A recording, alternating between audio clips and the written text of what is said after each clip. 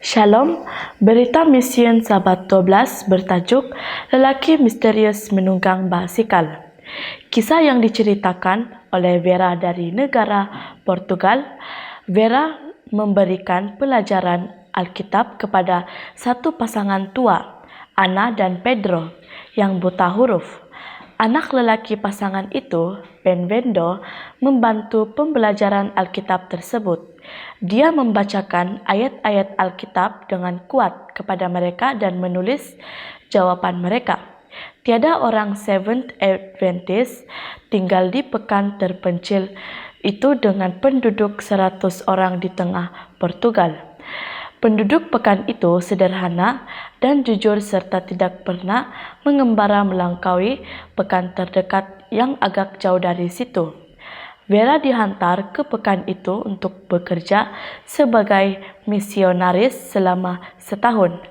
Ana dan Pedro berusia lebih 70 tahun, sesuatu yang tengah mereka menarik perhatian Vera apabila kajian Alkitab itu meneliti hari Sabat. Ana dengan senang hati menerima ajaran Alkitablah bahwa Sabat adalah pada hari ke-7 dalam seminggu. Ya, saya tahu itu benar, katanya. Vera terkejut.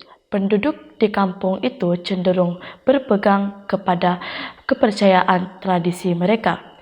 Tetapi Vera tidak berkata apa-apa. Seminggu kemudian, pelajaran Alkitab beralih kepada topik daging yang halal dan haram dalam Imamat 11. Ya, saya tahu itu benar, kata Ana. Vera tambah terkejut. Dia tidak boleh berdiam diri. Macam mana awak tahu itu benar? Dia bertanya. Ana menjelaskan bahwa lebih daripada 60 tahun sebelum itu, semasa dia masih muda, seorang lelaki telah tiba di pekannya dengan basikal pada petang Sabat.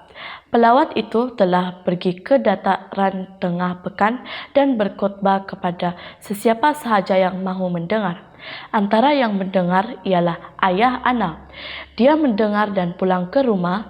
Selepas itu melihat dalam Alkitabnya sendiri untuk melihat sama ada lelaki itu bercakap benar. Tidak seperti anak perempuannya, dia tahu membaca. Lelaki yang menunggang basikal itu datang dari Sabat ke Sabat. Bapa Ana mendengar setiap hari Sabat dan membandingkan apa yang dia dengar dengan apa yang dikatakan oleh Alkitabnya. Dia melihat bahwa lelaki itu hanya memberitakan kebenaran Alkitab. Dia memberitahu Ana yang masih muda berkali-kali, sekarang hari ke-7 adalah hari Sabat. Awak tahu kita tak patut makan daging yang haram. Vera kagum mendengar tentang pengkhotbah Adventis itu. Disebabkan khotbahnya beberapa dekat sebelumnya, dia tidak perlu menyakitkan ayah Ana tentang apa-apa daripada Alkitab. Ana tahu apa yang didengarinya adalah kebenaran karena dia pernah mendengar kebenaran yang sama daripada ayahnya. Pelajaran Alkitab dengan Vera hanya mengesahkan kata-kata ayahnya. Vera berasa disafkan dengan pengalaman itu. Dia berasa seperti Yesus berkata kepadanya, sebab dalam hal ini benarlah peribahasa yang seorang menabur dan yang lain lagi menuai. Aku mengutus kamu untuk menuai apa yang tidak kamu usahakan. Orang-orang lain berusaha untuk datang mereka memetik hasil usaha mereka. Yohanes 4 ayat 37 hingga 38. Vera mendapat peluang melihat Ana dan Pedro dibaptiskan, hasil daripada khotbah yang disampaikan oleh seorang lelaki yang tidak dikenali bertahun-tahun sebelumnya.